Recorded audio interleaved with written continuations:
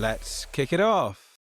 I'm Steve, and I'm joined by Ash and Uz, and we're here on the back of our Christmas special, and we've just finished our quiz. So now's the time to talk football. So we've had 2 games, I think, since our last pod, and those games were United 4, Bournemouth 4, in a crazy game on Monday night last week. And then we've had another game since that, which was a defeat at Aston Villa 2-1 on Sunday. So 1 point from those 2 games. So Az, I'll come to you since everyone's saying that we played so well against Aston Villa. Just want to get your thoughts on how we played in that Aston Villa game specifically to begin with. I didn't watch it. I've been really busy with family.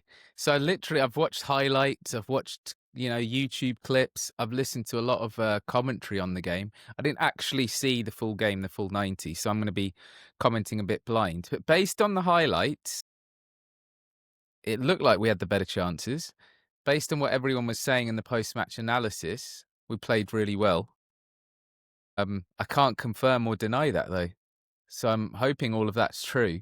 It looked like we should have won this game. And given that, if you think about who we're missing from our first team, right? We're missing the 2 main centre-backs, Maguire, De Ligt. Casemiro was suspended.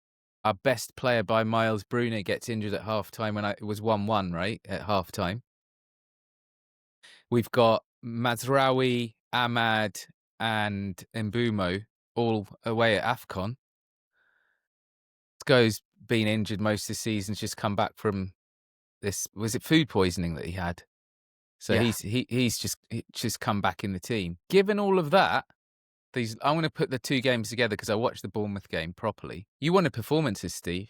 I saw the Bournemouth game and that was a brilliant performance. Like in all of I watched that full game and I watched the Villa game. We've been really unlucky with some amazing goals, like wonder strikes, like class moments.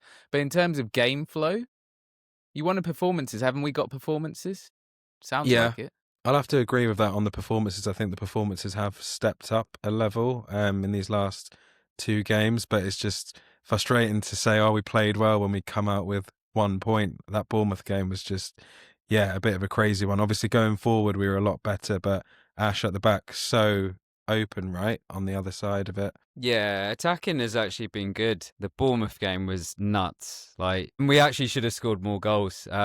We could have killed it before half-time and before Semenyo scored. And I think that's the frustration, is that even with the Villa game, we should have got a draw as a minimum. Like, Cunha's got to bury that header in the second half at 2-1. And I think that's the difference, as in, like, we haven't collected 6 points or 4 points because those crucial moments with the attack, like, we haven't put it in the back of the net. But in terms of attacking performance, you can't complain. All the problems are at the back.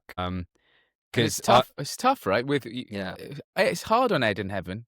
You can see, I mean, half the time he's playing really well, but then there's the odd mistake. I think Yoro as well. Like, I watched again, I didn't watch the Villa game, but I watched the goals. He should have I don't understand why he doesn't get tighter to Rodgers and he lets him have that shot. It's a crazy wonder shot. And Rodgers is probably, they're talking of Rodgers basically taking Bellingham's place in the England team. That's how good he's been.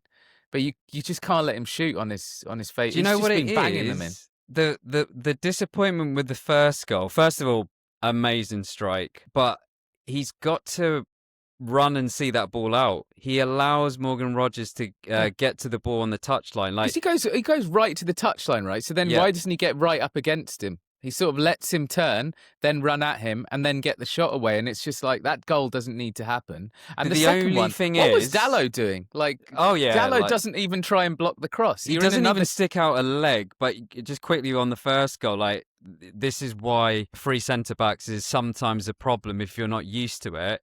Because as a fullback, that will get cleared, where the ball's going towards the touchline. Morgan Rodgers, he might get there, but the fullback will be on top of him. Even if they're being sluggish, like Luke Shaw sometimes is on the left side, you'll clear that. But there's no excuse. Like he's played enough at right centre half to see that ball out on the first goal. But wouldn't you agree? And let's say you played a back four. Often the fullbacks got forward. That was a long hit from Villa, right? I think it was John McGinn, long ball. It's often the fullbacks ahead of the game, and then the centre back has to come and cover that. Yeah, situation. sweep it. Yeah. And he's got to be more aggressive. Yeah, he's just got to be more aggressive. I think it's just a combination. To be honest with you, Euro hasn't been playing well for a little bit. It's a little bit of rustiness. He's been in and out of the team. So look, you can give him some like slack, but I think that's the other issue, right? Like even with the Bournemouth game, it was the same thing. Like these details that Steve loves to hone in on, we got punished every time. Like Bournemouth's striking was just unbelievable. Like those goals in the second half, like. They're, probably if you look at XG in terms of like those chances, like they overperformed even Morgan Rogers' goals. Yeah. Certainly the first one. The first Bournemouth goal as well. Don't you? Was it Heaven in the central centre back? He could have come in. He just doesn't. He just sort of doesn't come out to challenge Semenyo. And Mason Mount is actually telling him like as Semenyo's going with the ball, like. Come out. But this is the problem. Like, he's a 19-year-old, uncertain in that if he comes out, the guy behind him, who's the Bournemouth centre forward, he's free because I think Euro has two players to deal with. And I think in both of these, like a Delict who was really good at the beginning of the season, I think he stops those goals. So it's tough on the back four, but they have made mistakes and we've conceded too many goals. And the forwards still haven't been able to. I think Sesko had another chance where I'm like, just lift it. Why didn't you just lift it? They're just rusty. They're just still not there. But I'm happy that we always talk about, coaching. I want to see coaching. But from what I saw from the highlights and the analysis is that the patterns are there. The pressing is there. It's just individual mistakes, which, that's player quality. And I'm a bit worried now with Bruno out and we've got Newcastle. That's, hard game. Our best player out. Yeah, what are we going to do? And Kobbie's out as well, I think. Has anyone seen anything about Bruno, right? Has never had an injury like this. Okay? And then all of a sudden, in the season where we have one game a week, we don't have a fixture pile up. And then he pulls his hamstring. Like, I've done a few hamstrings even in the last couple of years. Like, it takes a toll in order for that to happen. So I'm wondering, and I haven't looked at X or seen anything, but Bruno's running distance this season, because he's playing the deeper role, has he been running more?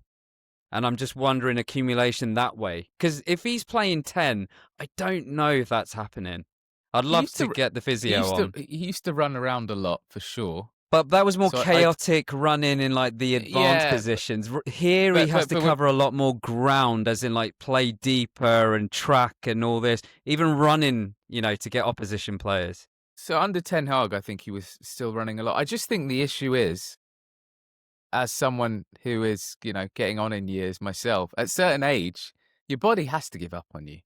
You're going. It's his level of lack of injuries is unnatural. Yeah, it's almost weird. It's scary. Was it three games since he's joined United? He's missed. Yeah. If Optastats or Prozone or whoever could get us the stats, I'd just like to know. I'm not blaming anyone. I just want to know because it is the most random anomaly.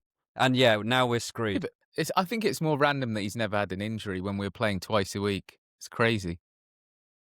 Yeah, but it's Steve, this is actually as well. You remember I said a long time ago, look, I've given Ruben a lot of stick, but the one thing I have always said is he just never seems to get that luck. And then on his watch, he picks up a hamstring injury.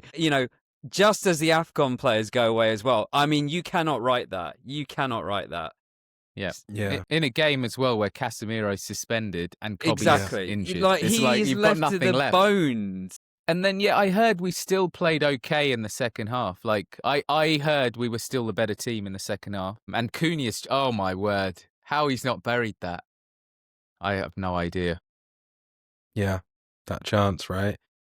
So the concern now is obviously we've lost the AFCON players. So we've lost Ahmad, Mbeumo, Mazraoui, and now Bruno is injured as well. So for the next 3-4 weeks, we're going to be out with all of those guys. And the fixtures are pretty tough on paper because we've got Newcastle home Boxing Day. Is it Leeds away after that? I think the Leeds games. away. Okay, I know Leeds are a kind of direct rival, right? But I think we've got 3 winnable games after that. So you would Yeah. hope if we I mean, can you somehow should still be beating Wolves. I'm sorry, they are this is not and that isn't good. it Burnley maybe as well in there? Yeah, I think it's away. So Yeah. those are games where we could still, even though we're very light squad wise, we should still be able to compete. And then you just need Cunha to produce some magic because Mahdi was really good yesterday. Yeah. Scored a really good goal. Interesting celebration. Not sure I'm a fan of the little bum wiggle, but The Bournemouth one was a bit of a weird one as well. That was a tummy. Like pat. yeah, but because obviously Mbumo's gone to AFCON and not taking FPL that seriously this season, so I actually brought Cunha in and he got me a goal. So I'm pretty happy about that. I saw a story that United would be willing to change their formation if Semenyo came in, but I guess irrespective of that, like speaking of changing formation, there's been a lot of talk over the last 2 games about tweaks to Ruben's system. So Ash, have you noticed anything in terms of that slight system change? Yeah, you do see a distinguished shape because of Lenny Yoro's positioning in the last 2 games. So Bournemouth and Villa, he is playing wider, and that's like creating like this, back 4 that everyone's wanted. But it's not a classical, we're playing a back 4 like with Dallo as the left back, right? We're still on rotation. So it's actually probably what we wanted from Ruben at the beginning. And do you know what? I've been listening to a lot of the inquests at the Ashes with Bazball and Rob Key over the last like couple of days, and they've admitted about their mistakes with like preparation and like the team having to adapt. And I just feel like actually, look, if Ruben is going to stick around, he's actually very slowly, but he is adapting, which is like a positive. It's too slow for my liking, but he's done it. If he had done this like, last season or even at the beginning of this season, like, I think there's like more legs to come in terms of development. So yeah, he's shown that he can do it, which is good. Is it too late? I don't know in terms of like, because of all these injuries, etc. But yeah, I saw a change in the shape, and also against Villa, the wing backs pushed up really high, which was encouraging because I feel like they're too deep just generally in his time. But what about you, Steve? Like, have you seen like a distinguished pattern like over the last couple of games? Yeah, similar to what everyone's noticed, really. Like you can see a slight tweak. I think me and you spoke about it on the pod that we did together probably like 3-4 weeks ago now, because they were starting to like lay the groundwork for possibly changing the formation. I think, Jason Wilcox spoke about it as well. So yeah, I've seen the slight tweak. I have enjoyed the more attacking football over the last 2 games. I told you both I've been struggling to watch us prior. So it's actually been more entertaining and more enjoyable to watch. This podcast is sponsored by Go Play Sports, the brand new mobile app changing the game for grassroots. Whether it's Sunday League or five-a-side, Go Play Sports makes it easy to track attendance, manage teams and cut out the manual admin.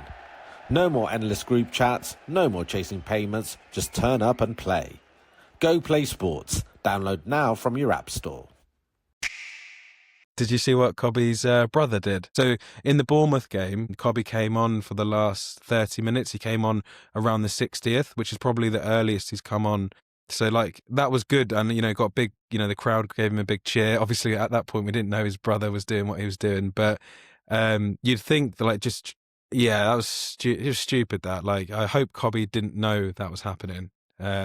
I think in Yeah. this day and age, I wouldn't be surprised if he didn't know about it, because you see this in other sports and other stuff, like people doing their own things in support of others. Casemiro's wife, right? Didn't she tweet last year when Ruben dropped him and stuff like that? So. But yeah, I guess on the point, he should get more minutes, even irrespective of Bruno, just with the AFCON players out, two attacking players out of the team. So you'd think Kobbie will get more chances. Us, do you think Kobbie will, or do you think he's just getting ready to leave in January? Who else are you going to play? I mean, he's got to be given more chances. Agate hasn't been good enough. I don't know Yeah. about this small experiment of Lisandro Martinez in midfield, but, if Martinez gets in front of Kobbie in the midfield position, definitely he needs to leave, right? I was always sympathetic to this idea that he was up against Bruno, because you do have two midfield spots and one of them should be more attacking and one of them more defensive, or at least have defensive attributes to cover Bruno, right? Bruno's going to play, and Kobbie, that isn't the strength of his game. And I have to say, Casemiro, for me, has proved me wrong this season. I think he's been really good. He hasn't been the level that you would expect in terms of top level.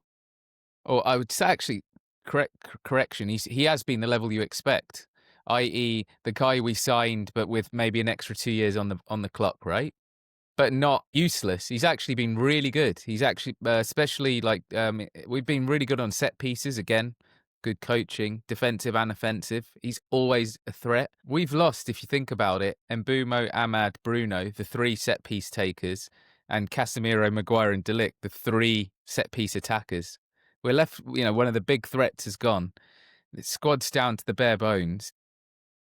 Kobbie will have to get games if he can get himself fit, but he's got to get himself fit. It's ironic as well with Casemiro, because I think it's probably a year since we got battered by Newcastle at Old Trafford, where Casemiro started with Eriksen, and now, as rightly points out, he should be back because I think he was just suspended. He was suspended. Casemiro will be back, but I think he's deserved his spot. Kobbie. Yeah, he's deserved his spot, and I think Casemiro and Kobbie would be the strongest midfield too, because Agate just never really done it for me. Just gives the ball away too much.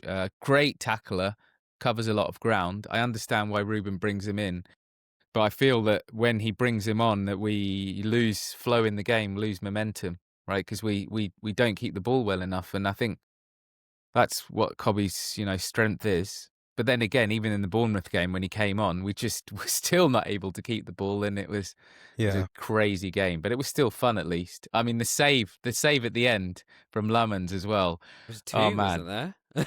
Yeah, the one with his legs, though, the De Gea one. Mhm. I just couldn't. It was just nuts. Just quick question, anyone free to answer. With I think, actually, with the second strike against Villa, and I think there was one against Bournemouth, Lamans goes with his right arm, and I saw on the community group some people question it, and Neville uses this expression sometimes. It just didn't look quite right. Any thoughts on I'm being really technical here, but any thoughts, or just great strikes, nothing the keeper could do about it? The Villa goals, I feel like they were great strikes. I think a couple of the Bournemouth ones, you could possibly say, like the free kick. Definitely the free kick. Yeah, if he just stands there, he just saves that. But none of them are proper howlers. They're they're not howlers. It's more it's kind of like goalkeeping coach, and I don't know if Az, for example, would have seen anything from the goalkeeping De Gea experts used to do on that X. as well.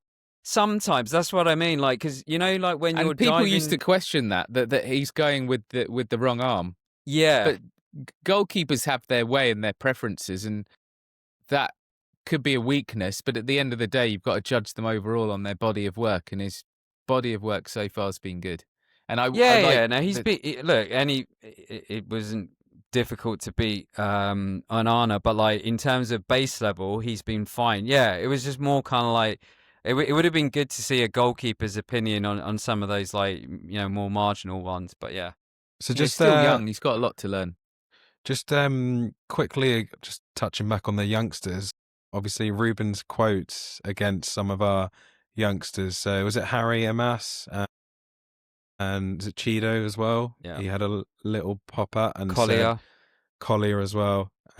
Fletcher's son, actually, he came on. So yeah, this is the thing that gets me, actually, is people are crediting him for bringing on Fletcher, and obviously we know what's happened with Kobbie over the last year. But yeah, he's kind of, you could argue, thrown some of those young kids under the bus with his comments, because he called them out basically and said, they haven't done much this season, even though he played them last season. I think though also Steve, he called him out, and then I think a couple of the players reacted. I think Harry Amas put an Instagram post up or something saying player of the month. Right, that's not good, right? Because obviously the players are entitled to react, but obviously some people think it's like, well, why react? But yeah, humans. But also the follow-up comments the following week where he says like, and he's right to an extent, and I think we've discussed this before. So he said like, there's a culture at United, and I guess he's pointing at the academy as well as the club, about entitlement, and obviously that's something Ineos right from the beginning have trying to change at the club, like just generally, but obviously, he's brought it up again. But yeah, I think the problem is like he thinks he's Mourinho, so he says these comments, and maybe it's a Portuguese thing. I don't know, because like, Nuno Gomes, he says random stuff like this as well, like in public. Like these guys just don't seem to want to keep it in house, and like Ruben's just very honest, as pointed out at the beginning of his tenure, like even when he was saying like, I actually didn't want to come to United, but he's too honest for his own good, and he gets all this noise. As any defense for those comments? Like, did you agree with them? No, I mean, I prefer the honesty, so I like that he's open and honest. In this public, case, yeah, in public, I'd rather that than the fluff, and yeah, some people just talk in circles. I prefer his honesty. In this case, don't agree with him. I think it was unnecessary. I think you should be encouraging the youngsters. I think it was a little bit of a reaction to the fact that it's this constant barrage of Kobbie Mainoo. Kobbie. It's so boring. You know how boring I find it. It's like, guys, get over it. He's not as good as Bruno, and Casemiro's has played really well. Where do you want him to play? I'll change the system, blah blah blah. And it's like, it's boring. And I think he's fed up of like having. I heard that after I think it was a Bournemouth game, in his press conference, rather than ask him, about these tactical tweaks that you guys have talked about, they asked 4 questions on Mainoo, and it's like, it's an obsession. So I think he's just a bit frustrated. Sometimes you say things when you're frustrated that aren't the right things. I don't think this was the right approach to go after some of these youngsters.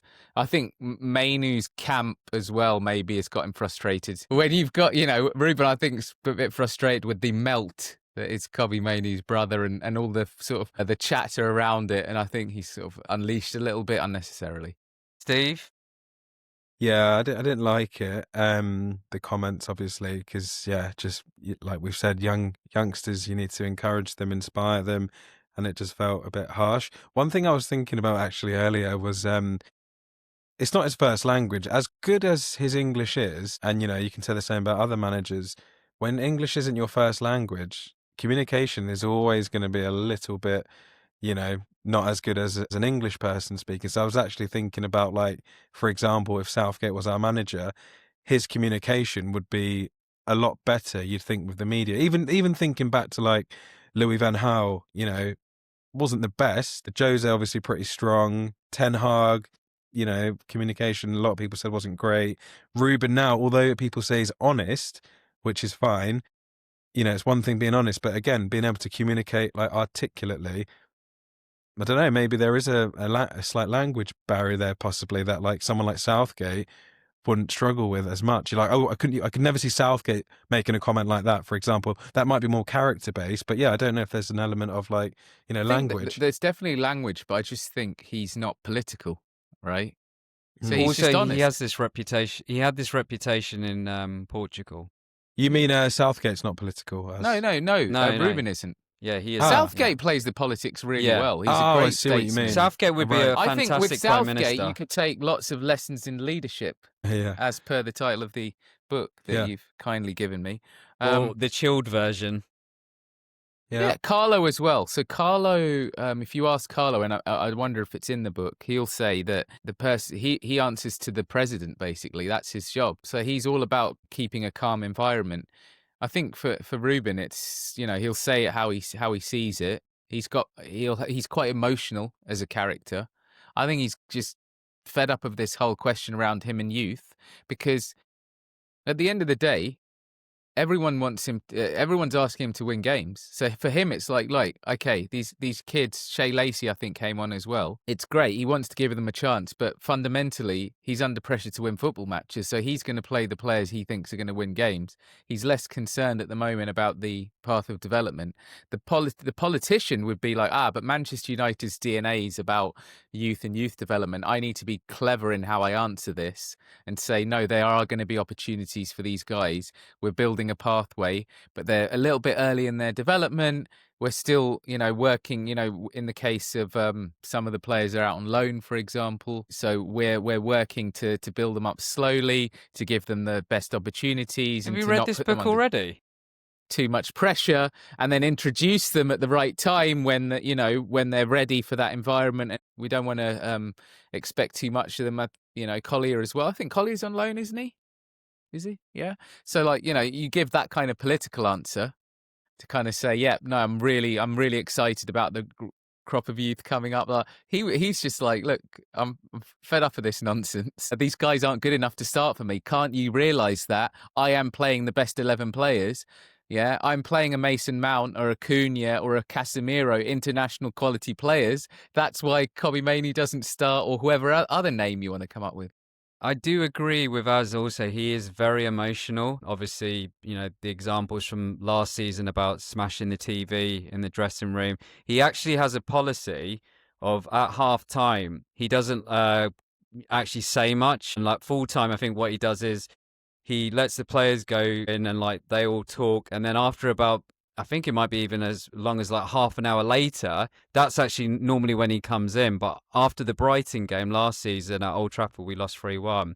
He went storming in and was just like, he obviously smashed the TV and done whatever else. And you see his reaction, even in the last 2 games, right? We score good goals and like we get momentum in the game, and then we'll concede a shit goal. And you see his body reaction. He's just very emotional, right? So I think, Steve, you've said it plenty of times. Like, you sign the guy, you know what he's like, right? So Ineos, they know what they got. Well, they should have known. Final point then to wrap this up. Some pretty sensational quotes coming out from Bruno Fernandes over the last week. So I think he did an interview with Canal 11, is it? Portuguese station. Sounds like the interview was done a couple of weeks ago, but the quotes only came out this week. So I'll just read part of the quotes. So, the club wanted me to go in the summer. I have that in my head. I told the directors this, but I think they didn't have the courage to make that decision. I decided to stay also because of family reasons, but because I genuinely like the club. The conversation with the manager also made me stay, but from the club's side, I felt a bit like, if you leave, it's not so bad for us. It hurts me a lot. More than hurting, it makes me sad because I'm a player they have nothing to criticise about. I'm always available. I always play, good or bad. I give my all.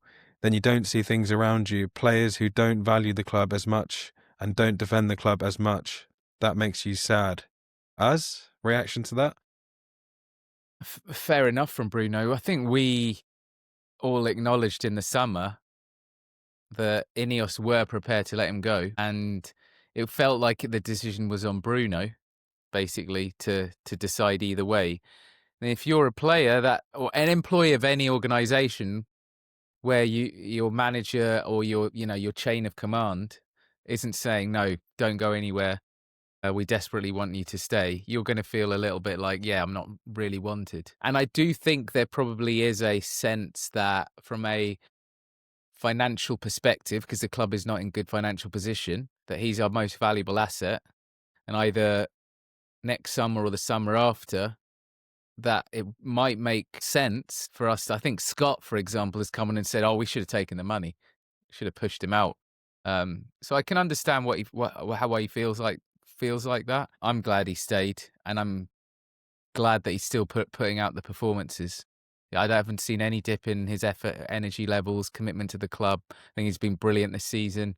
Yeah, goals, assists, chances created. I've always been the biggest defender of him and fan of him. So yeah, I can understand where he's coming from. Be interesting to know, what does happen in the summer. Let's see. Yeah, Ash, final word on these Bruno quotes? No surprise. I mean, it backs up a lot of what we agreed on, Steve, in the summer. Like, we thought Ineos were bottling the decision in terms of like, strategically, do they know what they're doing, right? Because like, I think the argument was like, oh, because of Bruno and what he's given to the club, he should decide. But Sir Alex Ferguson would never have done that. And like, yeah, it's not about going back to pastures old, but it's just knowing what you want to do as a club. And obviously, they ultimately allowed him to make the call, and apparently Ruben helped with that in terms of laying out his plan. But it's clear that Ineos were prepared to let him go, and I think it's for the reasons that, as mentioned in terms of PSR. I'm glad he stayed because we would be in a right mess. What's interesting is, obviously, effectively the club accepted the bid and then, put it on to him, but they tried to do it in a way where they didn't make it look like they'd outright accepted it. But I guess the wider point is, now that we know Bruno was like really upset by that whole, on top of the fact that he actually moved position. So, a lot of people were saying Bruno can't play deeper in the team. It's actually quite amazing how well Bruno has done this season, considering both of those factors. Like, I think chance creation, he's like top of the league. We know he's scored so many goals already for us. So it's actually, I guess, a testament to him. And he missed two penalties as well. Yeah. He put the 2 penalties away. Imagine. Well, now we know why he was so pissed off against Fulham when, he went mad with the ref. It's all of this in his mind, thinking he's been, let down by the club. But I am going to be a little bit of a party pooper, especially. I think the Ashes has hurt me more than I thought, or I've been listening to it too much in the last day or so, right? Entertainment-wise, obviously, the goals and everything, and all these like stats about like top chance creator. But you go through the games, there's about 4-5 goals that, if he was a proper midfielder, I'm not blaming him. I'm talking about the type of midfielder that you've got in. They stop the opposition goals. So it's this yin and yang in terms of like, yes, you're going to get all the attacking stuff, but we are being hurt defensively. The stats bear that out.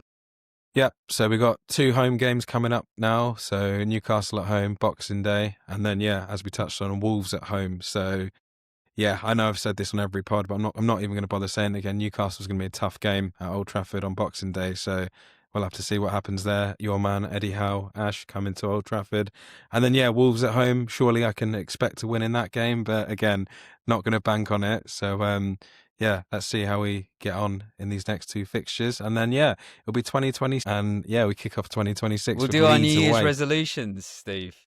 Yeah, we'll do our best moments of 2025 as well. We have had a few, like the 5-4 Lyon game, the win at Anfield, the trip to Bilbao outside the football. So, lots to talk about. So we'll wrap it up there. Thanks for joining us on this episode. Thanks for joining us all through 2025. It's been a cracker.